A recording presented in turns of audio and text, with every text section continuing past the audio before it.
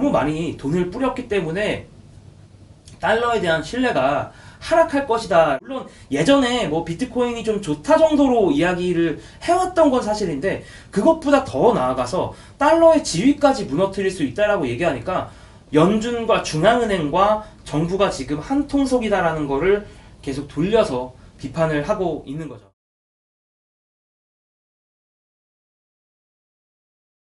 일단은 좀 이거는 뭐 사실 다들 공감할 만한 이야기지만, 뭐 고용지표 얘기도 하지만 그거는 저는 되게 단기적인 이슈라고 보고요. 어쨌든 간에 좀 그런 거는 있는 것 같아요. 그러니까 일단은 지금까지의 이 기술주들의 밸류에이션에 대한 약간의 부담감이 있는 게 사실이고, 그와 동시에 지금 인플레이션 관련 지표들도 또 부담스러운 것도 사실이거든요. 특히 원자재 가격들이 뭐 목재라던가 뭐 이런 것들을, 그 다음에 뭐 구리 같은 거, 이런 것들의 기본적인 실물 경기가 회복했을 때 사람들이 많이 찾는 원자재들의 가격이 지금 한 3개월 사이에 가장 정말 많이 올랐고, 그러다 보니까 정말 인플레이션이 오는 거 아닌가? 라는 불안감을 보면서 대형 성장주들, 지금까지 뭐랄까 좀 좋은 후한 점수를 줬던 성장주들을 바라보니까, 아, 우리가 너무 얘네들한테 후한 점수를 줬나? 라고 하면서 사람들이 좀 많이 두려워하는 것 같고요. 그래서 보면은 하락을 한 정도만 보면 말이죠, 가장 많이 하락을 했던 건 사실은 이게 요즘 이렇게도 표현을 많이 하던데, 아크 스타일의 주식들이 많이 하락을 했거든요. 그러니까 이 아크 스타일이란 건 뭐냐면, 아크라는 이제 투자 회사가 있는데, 이 회사가 운영하는 ETF에 들어가 있는 회사들의 기본적인 특징이 수익이 안 나는 회사들도 되게 많아요. 혁신에 투자하는 성장주, 기술주들인데 수익이 안 나지만 그래도 향후에 하고 있는 산업들이 아주 큰 혁신을 불러일으킬 것을 보이는, 다만 지금 그 혁신이 일어나고 있지는 않은 그런 류의 성장주들이 가장 많이 떨어졌고요. 이런 친구들은 거의 고점 대비 한 30%, 40% 가까이 떨어진 상황이고, 뭐 중 같은 경우도 고점 대비 50% 떨어졌으니까. 그 다음에 약간 빅테크라고 할까요? 그러니까 성장주긴 성장주인데 순익도 나고 이익도 나고, 이 친구들도 떨어졌는데 한 뭐 마이너스 5%, 마이너스 10%? 이 정도 떨어졌어요. 이 친구들은. 물론 이것도 회사마다 조금씩은 다르지만. 그래서 이 친구들이 조금 덜 떨어졌고, 근데 막상 있잖아요, 우리가 전통 산업을 하는 회사들로 가보면, 뭐 가치주라고 하죠, 되게 고리타분한 산업을 하는 회사들로 가면 의외로 이 회사들은 거의 올타임 하이 가깝습니다. 별로 많이 안 떨어졌어요. 뭐 대표적으로는 버크셔 해서웨이라고 해서 뭐 워렌 버핏이 이끌고 있는 뭐 그런 회사가 있을 것이고, 각종 어쨌든 뭐 버핏의 회사를 비롯해서 각종 가치주나 전통적인 굴뚝 산업들을 하고 있는 회사들을 봤을 때는 사실은 그렇게 많이 떨어지진 않았어요. 근데 제가 보기에는 어떤 느낌이냐, 그러니까 그러니까 전체 그 시장만 놓고 봤을 때는 그렇게 많이 안 떨어졌거든요.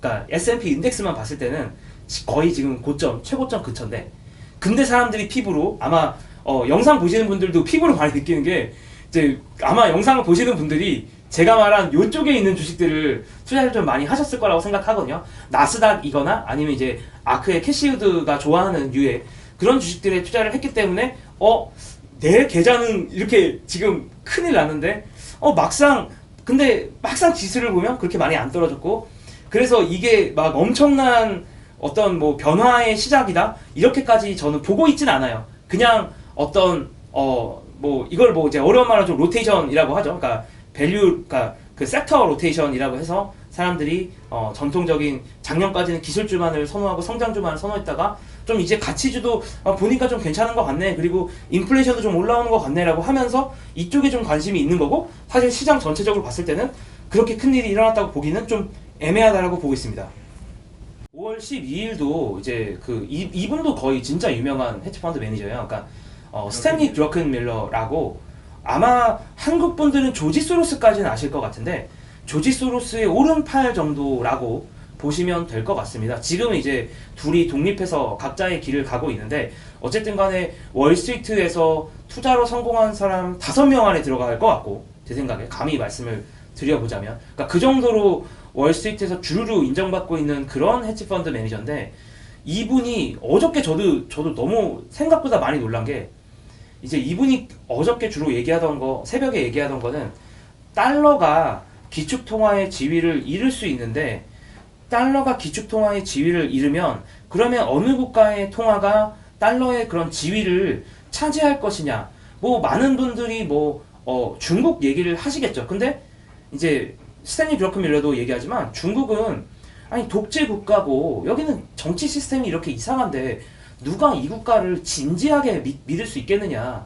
그래서 중국은 좀 그런 정치적인 문제 때문에 좀 어려운 것 같고, 그러면 유럽을 믿겠느냐? 유럽 엉망인데 지금 상태가. 유럽은 사실 미국보다 더 엉망이거든요. 여러 가지로. 지금 부채의 양이라든가 이런 관점에서 봤을 때는 유럽도 엉망이고, 그러면 자기가 보기에는 MIT나 스탠포드 같은 이게 이제 미국에서는 아주 유명한 공과대학교인데, 이런 공과대학교의 학생들이 만들어낸, 여기에 애들들이 만들어낸 이제 암호화폐에 기반한 원장 시스템이다라고 얘기를 했는데, 이 원장 시스템이라는 게 사실상 지금 암호화폐에 기반한 원장 시스템이라는 것 자체가 블록체인을 말하는 거고, 결국에는 MIT나 스탠포드를 졸업한 공과대 학생들이 만든 블록체인 시스템에 의해서 달러의 지위가 달러의 가장 이들이 만든 이 블록체인 시스템이 달러의 가장 큰 위협이 될 것이다 라고 이야기를 하는 게 저는 좀 많이 놀라웠어요. 왜냐면은 물론 이 발언 자체는 아마 암호화폐를 되게 좋아하시고 많이 연구하신 분들 입장에서는 전혀 완전히 새로울 거는 없는 발언이에요. 왜냐면 암호화폐 좋아하시는 분들이 실제로 이렇게 많이 말을 하거든요. 근데 이게 놀라운 이유는 이 말이 50년 동안 월스트리트에서 달러에 기반한 투자를 해왔던, 가장 월스트리트에서 산전수전 가장 많은 경험을 겪은 60대 거의 70대에 가까운 나이를 바라보는 투자의 거장의 입에서 나왔다라는 게 저는 좀 충격이었어요. 그러니까 뭐랄까, 저는 암호화폐 관련 종사자분들이 이런 얘기를 하는 거는 어쨌든 이분들은 이거에 상황을 거는 분이고, 이 상황을 저는 약간 객관적으로 보기 조금 어렵다고 생각하거든요. 그러니까 암호화폐 업에 계시는 분들은 아니 블록체인이 안 좋다고 얘기할 거야? 이걸 하는데? 그럼 달러를 대체한다고 얘기를 하겠지. 그러니까 그분들의 시각이 저는 되게 객관적이기 어렵다고 생각을 해요. 근데 이 사람은 그런 객관적이고 뭐고 그런 어떤 편향이 있을 수가 없는 사람이거든요. 어느 한쪽으로 치우치기가 되게 어려운 사람인데 이런 편향이 없고, 사실 오히려 편향이 있다면 전통 금융에 대해서 더 편향이 있어야 될 사람이 갑자기 이런 발언까지 꺼내니까, 물론 예전에 비트코인이 좀 좋다 정도로 이야기를 해왔던 건 사실인데 그것보다 더 나아가서 달러의 지위까지 무너뜨릴 수 있다라고 얘기하니까 저는 어저께 사실 영상을 만들면서도 좀 충격이었어요, 개인적으로도. 저는 정확히 말씀하신 것처럼 그렇게 생각을 하고, 어제 밤이었나 한 하루 이틀 전이었나, 어쨌든 월스트리트 저널에 스탠리 드러큰밀러가 기고를 했는데 그 제목 자체가 Fed is playing with fire, 그러니까 연준이 불장난을 하고 있다 라는 제목이기 때문에 말씀하신 것처럼 지금 연준이 위기가 끝났음에도 불구하고 무분별하게 돈을 계속 찍어내고, 그거 플러스 이 돈을 찍어내는 이유 중에 하나는 이 정부와 정부의 역대급 재정 정책을 도와주기 위함이다. 그러니까 사실은 이건 되게 금기시되는 이야기이기도 한데, 연준과 중앙은행과 정부가 지금 한 통속이다라는 거를 계속 돌려서 비판을 하고 있는 거죠. 2020년 3월로 일단 우리가 한번 돌아가 보면, 2020년 3월에 보면은 우리 모두가 알겠지만 코로나 위기가 좀 전체적으로 그러니까 코로나 위기가 아닌 줄 알았는데 위기라는 것이 확실해지면서 전 세계 주식이, 전 세계 자산 시장이 역대급으로 빠른 속도로 이제 하락을 했고요. 그 와중에 이제 페드, 미국의 연준이 역대급으로 빠른 속도로 돈을 찍어냈습니다. 그런데 사실 그때까지 2020년 3월부터 한 7월까지 이들이 돈을 많이 찍어낸 거는 그래도 이해할 수가 있고 그들이 훌륭한 일을 했다라고 볼 수도 있지만, 이제 지금까지 와서 이제는 어느 정도 백신의 효과가 있는 것으로 판단이 되고 있고, 그 다음에 경제 재개를 이제 앞두고 있는 이 시점까지 과연 미국의 중앙은행이 금리 인상이나 이런 걸 하지 않고 지금도 역대급으로 빠른 속도로 어쨌든 간에 돈을 찍어내고 있거든요. 그래서 그렇게 이제 모든 그 뭐라고 해야 되나 비상사태가 끝났는데도 돈을 이렇게 빨리 찍어내야겠느냐에 대한 부담을 스탠리 드러크밀러가 가지고 있다라고 보시면 될 것 같아요. 더군다나 이제 그분이 이야기하시던 것 중에 하나가 그 미국의 소매 판매 그 지표가 있거든요. 소매 판매가 얼마나 되고 있는지를 측정한 게 있는데 그게 보면은 워낙 이제 미국 정부가 돈을 많이 찍고 그다음에 미국 정부가 재난지원금 같은 걸로 해가지고 그 국민들한테 돈을 직접 쥐어주다 보니까 그분들의 소매 판매 지표만 봤을 때는 원래 추세선 그러니까 2019년까지의 추세선을 이었을 때 그것보다 더 위로 올라가는 상황이 만들어졌거든요. 그러니까 다시 말해서 이 얘기는 뭐냐면 한 5년치 정도의 소비가 땡겨서 그 소비 판매가 나타난 상태다. 그러니까 이게 너무 많이 그러니까 지금의 우리가 생각하는 적절한 정도에 비해서 너무 많이 돈을 뿌렸다라는 거고 너무 많이 돈을 뿌렸기 때문에 달러에 대한 신뢰가 하락할 것이다 라는 그런 걱정을 하고 있는 거고요. 또 한 가지 스탠리 드러크밀러가 이야기를 하고 있는 게 뭐냐면 지금 미국 채권 원래는 예전에는 항상 위기가 일어나면 사람들이 미국 채권으로 달려갔거든요. 위기가 일어났을 때. 그런데 2020년 3월부터 이 양상이 바뀌기 시작했다라는 거예요. 왜냐하면 많은 사람들이 원래는 이 상황에 대해서 걱정할 때마다 미국 채권을 달려갔는데 오히려 2020년 3월부터 지금까지도 외국인들은 그 미국 채권을 팔아치우고 있거든요. 그러나 이제 달러가 그렇게 많이 하락하지 않은 거는 미국이라는 국가가 그래도 코로나19라는 이 그 전염병에서 그래도 승자였음이 드러났기 때문에 주식시장으로 들어온 돈들 때문에 지금 달러의 지위가 어느 정도 유지가 되고 있는 거지.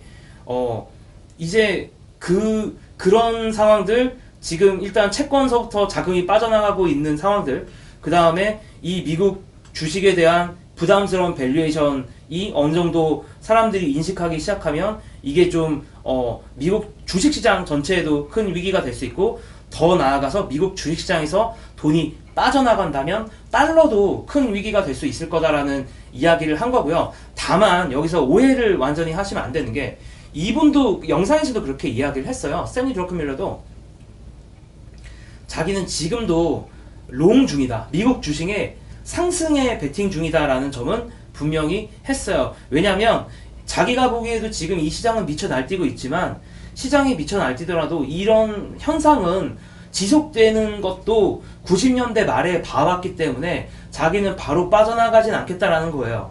다만 주식의 비중을 줄이고 뭐 인플레이션에 좀 강한 자산이라고 할 수 있는 원자재 같은 걸로 좀 옮겨갔을 뿐이지 여전히 주식시장은 가지고 있으나 다만 요런 느낌은 받을 수 있죠.